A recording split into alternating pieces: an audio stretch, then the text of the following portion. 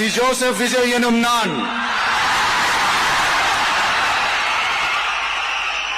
தமிழ்நாட்டு அரசின் முதலமைச்சர் என்ற முறையில்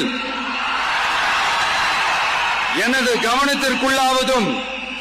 தெரிய வருவதுமான எந்த பொருளையும் முதலமைச்சரின் கடமைகளை உரியவாறு நிறைவேற்ற தேவையான அளவுக்கன்றி ஒருவரிடமோ பலரிடமோ நேர்முகமாகவோ மறைமுகமாகவோ அறிவிக்கவோ